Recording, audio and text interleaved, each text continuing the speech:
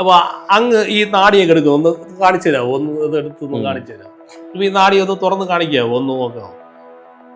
ഈ ഓലകൾ എടുക്കുന്ന കൂട്ടത്തില് അങ്ങയുടെ നാടി ഇതുവരെ എടുക്കാൻ കഴിഞ്ഞിട്ടുണ്ടോ? അത് എടുക്കുമോ? അല്ലെങ്കിൽ അത് എടുക്കുന്നതിനെ കുറിച്ചുള്ള നിങ്ങളുടെ വിശ്വാസങ്ങൾ എന്തൊക്കെയാണെന്ന് പറയാം. ஆதி சிவ சங்கர் அணிந்திருத்தாள் போற்றி அறிவிக்கும் வடிகேட்பின் தேவியான மகனுவனும் இதுகாலம் பிரதட்டான் தலைவரப்பாய். மோகன்லாலுடைய ஜீவிதங்கள் எங்கே സംഭവിക്കും, ഏത് രീതിയിൽ സംഭവിക്കും, അങ്ങേർക്ക് എത്ര പ്രസക്തി പെറ്റ യോഗങ്ങൾ ഉണ്ട് എന്ന് നമുക്ക് പറയാൻ പറ്റും. ഇപ്പോൾ അങ്ങേർക്ക് വലിയ രീതിയിൽ ജീവിതങ്ങളും വലിയ ஒரு கலைத்துறையில் மிகப்பெரிய സ്ഥലത്തേക്ക് എത്താനുള്ള ഒരു യോഗങ്ങളും അവൾക്കുണ്ട്. അവാർഡുകൾ കിട്ടാനുള്ള ചാൻസുകളും അവൾക്ക് ഉണ്ടാകും. നിങ്ങൾക്ക് ഏത് വയസ്സിൽ നിങ്ങൾ കുട്ടികൾ ഉണ്ടാകും, അത് ഏത് കുട്ടിയാണ് ആദ്യമായിട്ട് ജനിക്കുന്നത്, അതിനുശേഷം നിങ്ങൾക്ക് അഭാഷണം എങ്ങനെയാണ് വരുന്നത് എന്ന് നിങ്ങൾ വ്യക്തമായിട്ട് പറയും. സൂക്ഷിച്ച് എങ്ങനെ വയ്ക്കണമെന്നാക്കാ இதுக்குன்னு ஒரு சில സ്ഥലങ്ങൾ ഉണ്ട്. അങ്ങനെ സൂക്ഷിച്ച് വെച്ചുമ്പോഴേ വരുന്ന ആൾക്കാരുടെ ജീവിതങ്ങൾ ഇതിനകത്ത് ഉണ്ട്. അതുകൊണ്ടാണ് ഞങ്ങൾ സൂക്ഷിച്ച് വെച്ചിരിക്കുന്നത് ഇത്രയും കാലം. അതായത് ഒരു ഓല എന്ന് വെച്ച് കഴിഞ്ഞാൽ ഒരാളുടെ ജീവിതമാണ്. ഈ ഒരു ഓലയിൽ ഒരാളുടെ ജീവിതം கிடையாது, ഇപ്പുറത്തിലുള്ള ഒരു ഉണ്ട്. ഒരു ഓലയ്ക്ക് രണ്ട് പേർക്കുണ്ട്.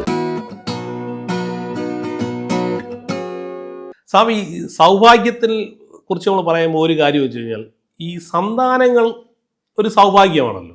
അതെ, തീർച്ചയായിട്ടും. അപ്പൊ ആ സന്താനങ്ങൾ വഴി ഉള്ളാവുന്ന സൗഭാഗ്യങ്ങൾ, സന്താനം ഉണ്ടാകുന്ന ഒരു സൗഭാഗ്യമാണ്. അത്തരത്തിലുള്ള വിഷയങ്ങൾ ഏത് കാണ്ഡത്തിലാണ്? ഇത് 5ാമത്തെ ചാപ്റ്റർ.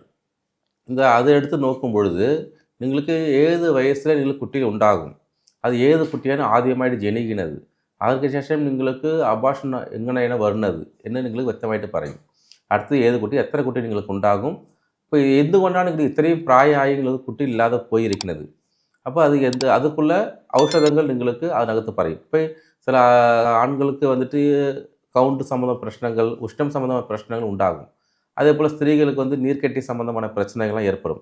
അത് ഡാക്ടർ പോയി നോക്കിയാലേ അവർ പറയും. പക്ഷേ നിങ്ങൾ നാടിയിൽ അങ്ങനെ கிடையாது. ഇങ്ങനത്തെ അസുഖങ്ങൾക്ക് ഉണ്ടാകും, അതിനെ കൊണ്ട് നിങ്ങൾക്ക് കുട്ടി ഇല്ലാതെ പോകും. അപ്പോൾ മുൻ ജന്മത്തിൽ ചില പാവങ്ങൾ ഇരിക്കുന്നത് കൊണ്ടാണ് ഇങ്ങനെ പ്രശ്നങ്ങൾ വരുന്നത്. അപ്പോൾ அதுக்கு വേണ്ടിയിട്ട് இந்த പരിഹാരങ്ങൾ ക്ഷേത്രങ്ങൾക്ക് പോയി കഴിഞ്ഞാൽ അതിനുடைய മാർഗം നിങ്ങൾക്ക് ഉണ്ടാകും. അപ്പോൾ അതൊക്കെ ചെയ്ത് കഴിഞ്ഞാൽ ഈ വയസ്സിൽ இந்த കുട്ടി നിങ്ങൾക്ക് ഉണ്ടാകും. ആദ്യത്തെ കുട്ടി ആൺകുട്ടിയാണോ പെൺകുട്ടിയാണോ അല്ലെങ്കിൽ ട്വിൻസ് ആണോ, നിങ്ങൾക്ക് ഇതുപോലെ ഇടയ്ക്ക് ഒരാൾക്ക് പറഞ്ഞപ്പോൾ ആ കുട്ടി ഉണ്ടാകും, ഇരട്ടക്കുട്ടിയാണ് നിങ്ങൾ പറഞ്ഞിരിക്കുന്നത്. ഇരു കുട്ടി ഉണ്ടെന്ന് പറഞ്ഞപ്പോൾ ട്വിൻസ് ആയിട്ടാണ് ജനിച്ചത്. ആദ്യം ഒരു പെണ്ണ് ജനിച്ച് അടുത്തത് ആൺകുട്ടിയും പെൺകുട്ടിയുമാണ് ജനിച്ചത്. അത് എനിക്ക് അറിഞ്ഞൂടെ, അവങ്ങളാണ് പറഞ്ഞത് എൻ്റെ അടുത്ത്. അല്ലെ, പൊതുവേ നമ്മൾ നാടി കേട്ടിട്ടുള്ള വെച്ച് കഴിഞ്ഞാൽ ഒരാളുടെ പേര് പറയും, തമ്പും ബ്രഷം കൊടുത്ത് വെള്ളടയാളം കൊടുത്തു കഴിഞ്ഞാൽ അയാളുടെ പേര് പറയും, അച്ഛൻ്റെ പേര് പറയും, അമ്മയുടെ പേര് പറയും, മക്കളുണ്ടെങ്കിൽ മക്കളുടെ പേര്, ഭാര്യയുടെ പേര് ഒക്കെ പറയുന്നത് നമ്മൾ സാധാരണ എല്ലാവർക്കും അറിയാനുള്ള വിഷയമാണ്. അപ്പോൾ അതിൽ കുട്ടികൾ, ഇരട്ട കുട്ടികൾ ഉണ്ടാവും എന്നൊക്കെ എടുത്ത് പറയുക എന്ന് വെച്ച് കഴിഞ്ഞാൽ വളരെ അത്ഭുതമായി തോന്നുന്നു. പിന്നെ ഒരു കാര്യം ചോദിച്ചോട്ടെ സ്വാമി, ഈ കുട്ടികൾ വഴി സൗഭാഗ്യം ഉണ്ടാകുന്ന ആൾക്കാരുണ്ട്. ഇപ്പൊ കുട്ടികൾ വിദേശത്ത് പഠിച്ച് ജോലിക്ക് പോകുമ്പോൾ അച്ഛനമ്മമാർക്ക് ഉണ്ടാകുന്ന ഒരു സൗഭാഗ്യം ഉണ്ടായി വരുന്നതാറുണ്ട്. അപ്പൊ അത്തരത്തിലുള്ള കാര്യങ്ങൾ നമുക്ക് അറിയാൻ പറ്റും. അറിയാൻ പറ്റും. ആ കുട്ടികൾ വിദ്യാഭ്യാസം മാത്രം ഉണ്ടാകുമോ, അല്ലെങ്കിൽ സ്പോർട്സ്, കളരികൾ, ഇങ്ങനത്തെ ഉള്ള യോഗം ഉണ്ടോ ഇല്ലയോ, അതുകൂടെ നമുക്ക് പറയാൻ പറ്റും. അതുകൂടെ യോഗം ഉണ്ട്, அதுக்கு அதில் ആ മേഖലയിൽ പോകേണ്ട യോഗമുണ്ട്. அதுக்கு അച്ഛൻ അമ്മയും അത് പറഞ്ഞ് അങ്ങനെ കഴിവുകളെ അറിഞ്ഞ് ചെയ്ത് കഴിഞ്ഞാൽ ആ കുട്ടികൾ ഒരുപാട് ഇൻട്രസ്റ്റ് ഉണ്ടാകും. ഉദാഹരണത്തിന് ഇപ്പോൾ മോഹൻലാലിന്റെ അച്ഛനാണെന്ന് വിചാരിച്ചു.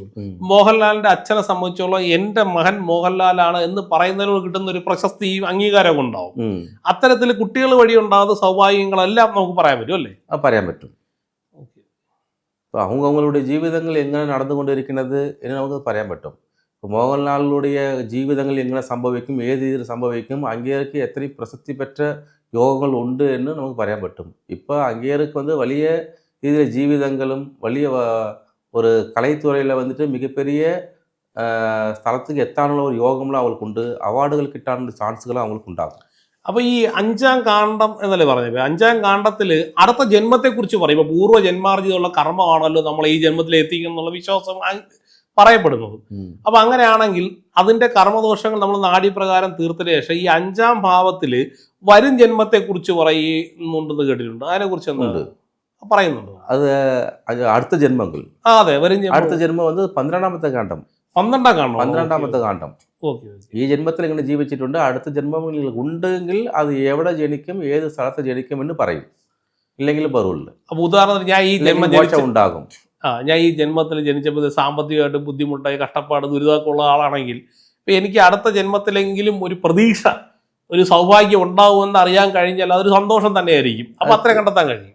അത് നമുക്ക് 12ാം ഘട്ടത്തിൽ അത് എല്ലാം പറയും. പക്ഷെ എല്ലാവരും കേട്ടിട്ട് പോകും. അത് നമുക്ക് ഈ ജന്മത്തിലുള്ള ജീവിതം മാത്രം നമുക്ക് മതി. അവർക്ക് വിശ്വാസം ഉണ്ടാവില്ല, ഒരു കഥ പോലെ കേട്ടിട്ട് പോകും. ഈ ജന്മം മാത്രം നമുക്ക് ഓക്കെ, അടുത്ത ജന്മം എവിടെ നമുക്ക് ഇല്ലെങ്കിൽ നമുക്ക് വരുന്നത് ഈ ജന്മത്തില് നമുക്ക് പോയാലും നമുക്ക് ജനിക്കുന്ന സന്താനങ്ങൾ நம்ம കുടുംബത്തിൽ തന്നെ ഉണ്ടാകും, നമ്മളെ പോലെ കാണും. ശരി, ഇനി ഒരു കുസൃതി ചോദ്യം ചോദിച്ചോട്ടെ. അപ്പൊ അങ്ങ് ഈ നാടിയൊക്കെ എടുക്കും, ഒന്ന് കാണിച്ചു തരാമോ? ഒന്ന് ഇത് എടുത്തൊന്ന് കാണിച്ചു തരാമോ?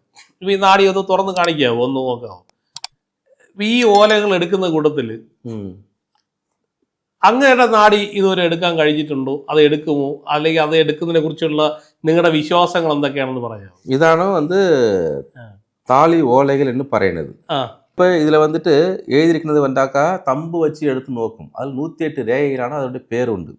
നിങ്ങൾ ജനിച്ച സമയത്തിൽ ഒരുപാട് ആൾക്കാർ ജനിച്ചിട്ടുണ്ട്. ഇതിൽ എല്ലാവർക്കും കിട്ടുമെന്ന് പറഞ്ഞിട്ടില്ല. യോഗം ഉള്ള ആൾക്കാർ മാത്രമേ കിട്ടും. ஆனால் എല്ലാ മതത്തുകാർക്കും ഉണ്ട്. ശരി, ഒരു ഓല ഒന്ന് ജസ്റ്റ് വായിക്കാവോ? ഒന്ന് ചെറുതേ ഒന്ന് പറയാം.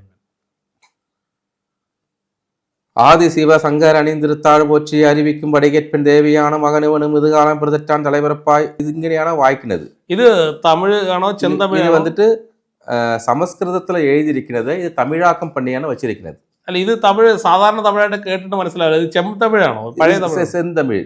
செந்தமிழாണ്. ஆமா, இது தமிழ். இது நாங்கள் இது போலത്തെ ബുക്കിലാണ് എഴുതി കൊടുക്കുന്നത്. ഇങ്ങനെ താളി പോലെ കിട്ടിയതിനു ശേഷം ഇത് പോലത്തെ ബുക്കിലാണ് നമുക്ക് എഴുതി കൊടുക്കുന്നത്. ഇതിനകത്ത് തമിഴിലാണ് എഴുതുന്നത്. അത് വാസിച്ച് മലയാളത്തിലെയോ ഏത് ഭാഷയോ ആ ഭാഷയുള്ളത് ഞങ്ങൾ ദക്കം ചെയ്ത് കൊടുക്കും. ട്രാൻസ്ലേഷൻ ചെയ്ത് കൊടുക്കും. തമിഴ്നാക്കാ കുഴപ്പമില്ല, ഞങ്ങൾ തന്നെ വായിച്ച് പറഞ്ഞു കൊടുക്കും, മനസ്സിലാക്കി കൊടുക്കും. ഇപ്പൊ ഹിന്ദി, ഇംഗ്ലീഷ്, തെലുങ്ക് റെക്കോർഡിങ് ചെയ്ത് കൊടുക്കും. മൊബൈലിൽ കൊടുക്കുമോ? അത് ഇപ്പൊ അവങ്ങളുടെ സൗകര്യத்துக்கு അനുസരിച്ച് അവങ്ങളുടെ മൊബൈലിൽ തന്നെ റെക്കോർഡിങ് എല്ലാം ചെയ്തിരിക്കുന്നത്. അപ്പൊ ചെയ്ത് കൊടുത്താൽ അവർ സേവ് ചെയ്ത് വെച്ചുകൊള്ളും. ശരി ശരി. ഒരു ഓല ഇങ്ങനെ കാണിക്കാമോ? ജസ്റ്റ് ഒന്ന് കാണിക്കാൻ വേണ്ടി. ഇത് ഒരു 1500 വർഷം പഴക്കമുള്ളതാണല്ലേ? ഇത് ഒരു 1500 വർഷങ്ങൾക്ക് മേലെ ഉള്ള പഴക്കങ്ങളാണ് ഇത്. ഇത് സംരക്ഷിക്കാൻ ഒരുപാട് ചെലവുള്ളതാണോ? அதுக்கு ചെലവുണ്ട്. അത് നല്ല രീതിയിൽ ഇങ്ങനെ സൂക്ഷിച്ചാണ് വെച്ചിരിക്കുന്നത്. അപ്പൊ സൂക്ഷിച്ച് എങ്ങനെ വെക്കണമെന്നാക്കാ இதுக்குன்னு ഒരു ചില സ്ഥലങ്ങളുണ്ട്. അങ്ങനെ സൂക്ഷിച്ച് വെച്ചുമ്പോഴേ വരുന്ന ആൾക്കാരുടെ ജീവിതങ്ങൾ ഇതിനകത്ത് ഉണ്ട്. അതുകൊണ്ടാണ് ഞങ്ങൾ സൂക്ഷിച്ച് വെച്ചിരിക്കുന്നത് ഇത്രയും കാലം. അതായത് ഒരു ഓല എന്ന് വെച്ച് കഴിഞ്ഞാൽ ഒരാളുടെ ജീവിതമാണ്. ഈ ഒരു ഓലയില ഒരാളുടെ ജീവിതം കിടയാത്. ഇപ്പുറത്തിലുള്ള ഒരു ഉണ്ട്. ഒരു ഓലയ്ക്ക് 2 പേർക്കുണ്ട്. ഒരു ഓലയിൽ തന്നെ 2 പേർക്കുണ്ട്. ഇപ്പൊ ഇതിൽ ഏകദേശം பார்த்தாக்க ഒരു 80 ലീഫുകൾ കാണും ഇതിനകത്ത്. ഈ ലീഫിൽ എത്ര പേർക്ക് നോക്കാൻ പറ്റും. 2 സൈഡും ഉണ്ട്. ഇല്ലെങ്കിൽ ഒരാൾക്ക് മാത്രം ഉണ്ടെങ്കിൽ ഈ ഓലത്തിന്റെ കയ്യിൽ നിങ്ങൾക്ക് ഒരു കയ്യിൽ കൊടുക്കാൻ പറ്റും. അപ്പോൾ ഇതൊരു 1500 വർഷം പഴക്കമുള്ള ഒരു ഓല മാത്രമല്ല, ആ ഒരു ഓലയിൽ 2 പേരുടെ ജീവിതം അടങ്ങിയിരിക്കുക ഉണ്ട്. പക്ഷെ ഇതിൽ കുത്തില്ലാത്ത ഓലയാണ്. ഇപ്പൊ നിങ്ങൾക്ക് പേരിൽ டாட்டுள்ள புள்ளி ഉണ്ട്. കിരൺ இன்னும் ഉണ്ട്. ഇതിൽ കിരൺ വരുമില്ല. കിരണ എന്നതാണ് പേര്. പഴയ ലിപിയിൽ പഴയ അങ്ങനെയാണ് ഇരിക്കുന്നത്. അങ്ങനെ അതുപോലെയാണ് പേര് വരുന്നത്. ഇതിൽ അത് കോഡ് ഭാഷയിൽ എഴുതിയിരിക്കുന്നത്. എല്ലാവർക്കും ഡയറക്റ്റ് ആയിട്ട് പേര് വരുമില്ല. ഓരോ ആൾക്കാർക്കും ഓരോ രീതിയിലാണ് പേര് വരുന്നത്. അപ്പൊ എനിക്ക് മനസ്സിലായെന്ന് വെച്ച് കഴിഞ്ഞാൽ ഇത് സൂക്ഷ്മത്തിൽ കോഡ് ചെയ്ത് വെച്ചിരിക്കുന്നു. സ്വാമി അത് ഡീകോഡ് ചെയ്ത് കാലഘട്ടത്തിനനുസരിച്ചുള്ള ഭാഷയിൽ മാറ്റി പറയും. പറയും. ഓക്കെ. അപ്പോൾ നമുക്ക് പ്രേക്ഷകരോട് പറയാനുള്ളത്, നിങ്ങൾക്ക് നാടി എടുക്കുക എന്നൊരാഗ്രഹം ഉണ്ടെങ്കിൽ, ഇതെന്തെന്ന് അറിയാനുള്ള ഒരു ജിജ്ഞാസ ഉണ്ടെങ്കിൽ തീർച്ചയായിട്ടും നിങ്ങളുടെ നാടി പരിശോധിക്കണം. ആ നാടി എടുക്കുക. ഇപ്പോൾ തിരുവനന്തപുരത്താണെങ്കിൽ ശ്രീകണ്ഠേശ്വരത്ത് ഇദ്ദേഹം ഉണ്ട്. അദ്ദേഹം കെ ഉത്തമരാജനാണ്. അദ്ദേഹം ശ്രീകണ്ഠേശ്വരത്ത് അമ്പലത്തിനടുത്താണ് ഉള്ളത്. അപ്പോൾ ഇത്തരത്തിൽപ്പെട്ട നാടികൾ എടുത്തതിന് ശേഷം നിങ്ങളുടെ ജീവിതം എങ്ങനെയുണ്ടെന്നുള്ളത് നോക്കുക. നിലവിൽ നിങ്ങൾ ആരെങ്കിലും നാടി എടുത്തിട്ടുണ്ടെങ്കിൽ അതിൻ്റെ അനുഭവം നിങ്ങൾ കമൻറ്റ് രൂപത്തിൽ രേഖപ്പെടുത്തുക. അപ്പോൾ എല്ലാവർക്കും വീണ്ടും മികച്ച എപ്പിസോഡുകളുമായി എത്തുന്നതായിരിക്കും. നമസ്തേ.